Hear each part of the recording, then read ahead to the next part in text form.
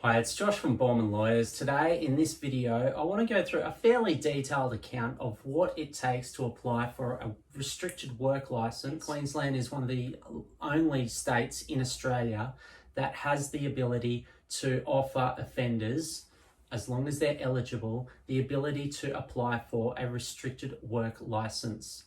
The laws which relate to the relevant restricted work licence applications in Queensland, it comes under Section 87 of the Transport Operations Road Use Management Act of 1995. Now, there is a very, very strict eligibility criteria in place for people who want to apply for a restricted work licence. You have to be eligible to apply. If you're not eligible, then you don't have jurisdiction. The court doesn't have jurisdiction to grant you the work licence. It's not a matter of trying to persuade them around becoming eligible. It's black and white in law. You're either eligible or you're not. So I'll just go through some of the following criteria which is involved in becoming eligible, which is the first step in applying for a restricted work licence in Queensland. So an offender must hold a current Queensland open driver's licence. They can't have been found at the time of offending to have been driving to or from or in the purpose of carrying out their work duties. The blood alcohol reading has to be in the low or middle range category. Basically, it's got to be below 0.150. You were not driving under a licence at the time of the offence, which had a 0 blood alcohol reading limit involved. And importantly, you have not been convicted of any drink or drug driving or dangerous driving offences in the last 5 years. And in fact, you can't have had your licence suspended for any reason, even if it's loss of points within the last 5 years. The only exception to that rule is that if your licence was suspended due to unpaid spur fines, which has since been lifted. So if you are in a position where you believe that you are eligible to apply for a restricted work licence, there are a number of important and at times somewhat technical steps that you need to undertake to be able to prove to the court that you are to be granted the privilege of being able to be granted a restricted work licence. Once you've passed the eligibility criteria, there's two critical issues, limbs of law that you need to prove to the court. So the first is that you are a fit and proper person to be offered the ability to obtain a restricted work licence. And the second issue that needs to be proven is that if you're unable to drive for the purpose of it being employed or being self-employed, then you or your family would suffer significant financial hardship. Keep in mind the restricted work licence is for work purposes only. So whilst we will look at a number of procedural steps that need to be undertaken throughout the court process in order to apply for a restricted work licence, these are the two critical focal point issues that really need to be focused on and proven before the court at the application of your restricted work licence. Generally, the matter will be after a person has been charged, they will be given a notice to appear in court. At the first court mention, you will want to indicate to the court that you want to, so that you are eligible and that you want to proceed on applying for a restricted work licence. Generally, at some of the busier courts in Queensland, such as the Brisbane Magistrates Court or the Southport Magistrates Court, the court allocates specific days of the week and time periods for work licence applications to be heard. So you may not necessarily be able to apply on your first court mention for a restricted work licence. And if that's the case and your matter has to be adjourned to a later date and you have to get back on the road immediately if you've got a police suspension, which was put in place at the time of charge, there is always the application, the 79E application, to apply for an emergency replacement licence until the work licence application comes about in the future. A lot of the success in relation to applying for a restricted work licence does come down to the preparation of the paperwork. Once you've advised the court you're seeking to apply for a restricted work license, then an application date or a court hearing date will be given to you to come back and have that application heard. Mind you, at some of the less busier courts, if you are organised and you can prepare your application and all the paperwork, these smaller and less busier courts may be willing to hear your application at the first court mention. So step one in relation to applying for the restricted work licence, you need to complete a Section 87 application form.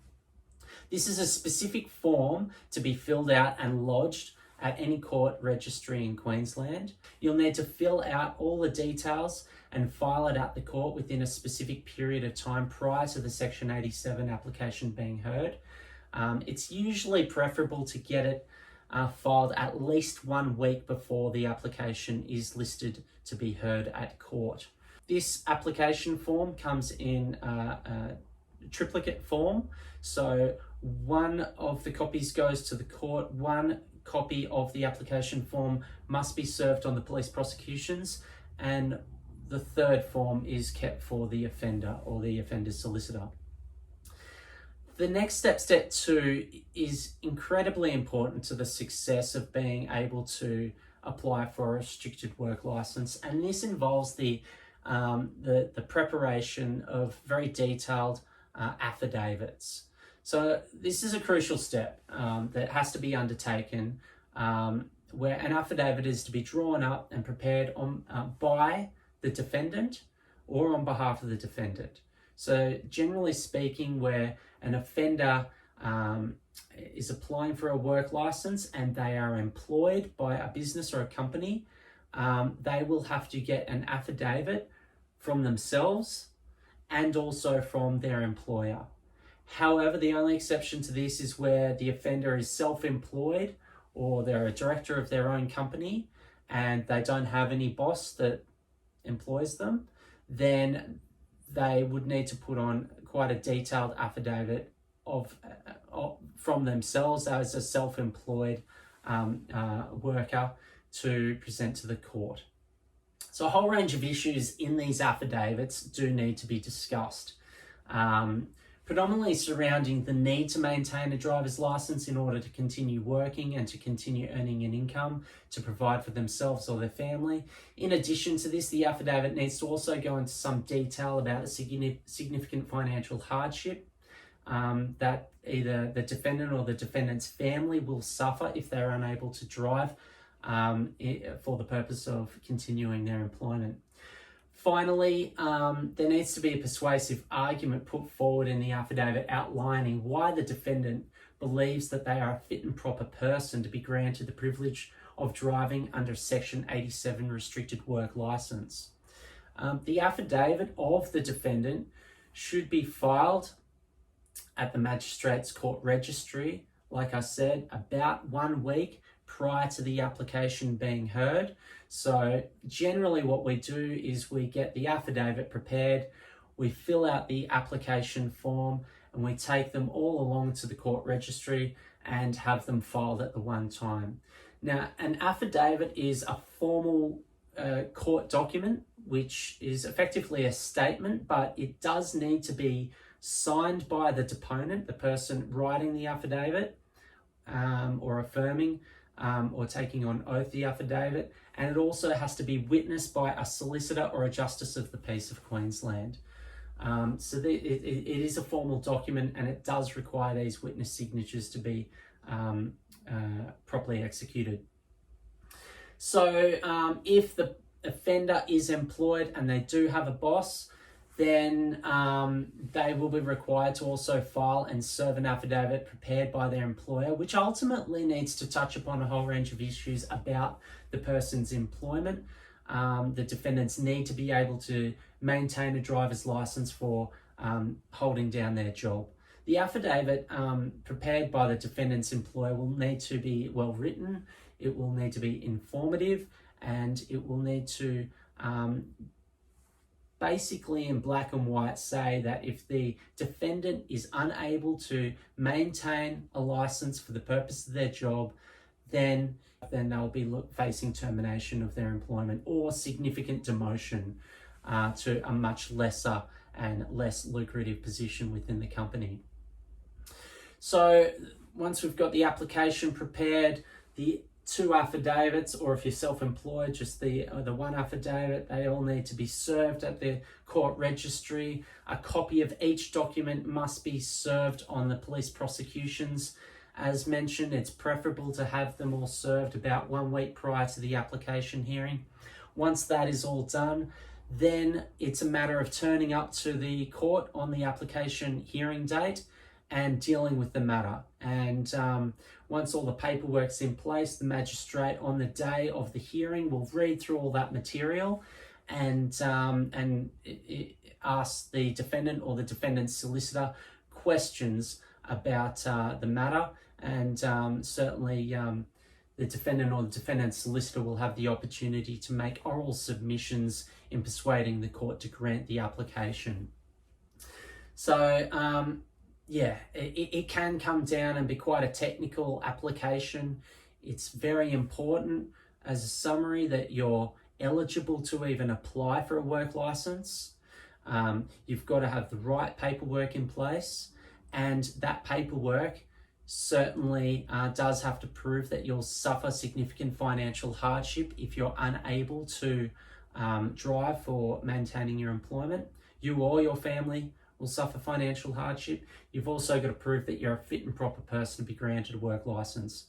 To be deemed a fit and proper person to be granted a work license, the court will have heavy regard to your prior traffic record and any rehabilitation or reformatory courses that you've taken prior to the application hearing.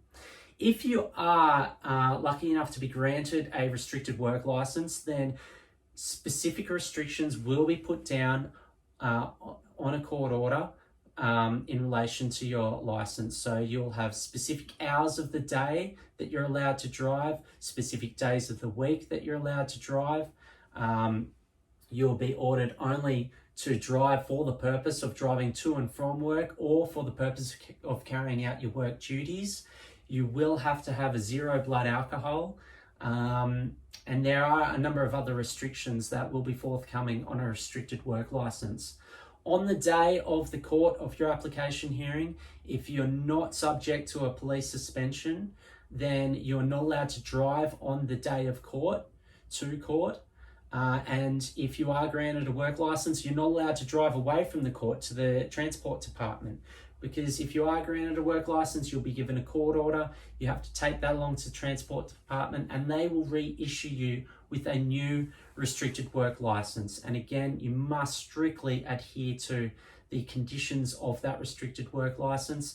Certainly if you're pulled over with passengers in the car who aren't meant to be there, or if you're pulled over and you're found to be driving not in the course of your work, then you can be breached on this restricted work license, sent back to court, and further penalties will be forthcoming. So again, it's quite a technical application. There's quite a lot here to take on board. We do specialize in these applications. We do them all the time. We know what information needs to be put in and presented to the court. And as mentioned earlier, a lot of the success in these applications does come down to the paperwork that is submitted. So if you've got any other questions surrounding applying for a work license in Queensland, feel free to give me a call on 1300 941 900, or alternatively go along to our website, boormanlawyers.com.au. There's plenty of information there on these sorts of issues. And again, if you'd like to get us on board to represent you, or if you've got any further questions, we're happy to have a chat to you. Thanks for tuning in today, guys. I want to thank you for tuning into Boorman Lawyers today. You can catch us at any of the usual social media platforms. Please subscribe to our YouTube channel. And if you've got any questions or queries, please don't hesitate to contact us on 1300 941 900. Hey guys, thanks for tuning into this video today. I really hope it was informative and helpful for you. There's another couple of videos below that you might want to check out that may be very useful for the process that you might be going through at the moment. Please feel free to like, follow, share, and subscribe to our YouTube channel. because we've always got fresh new content coming through all the time. We appreciate you and thanks for tuning in today.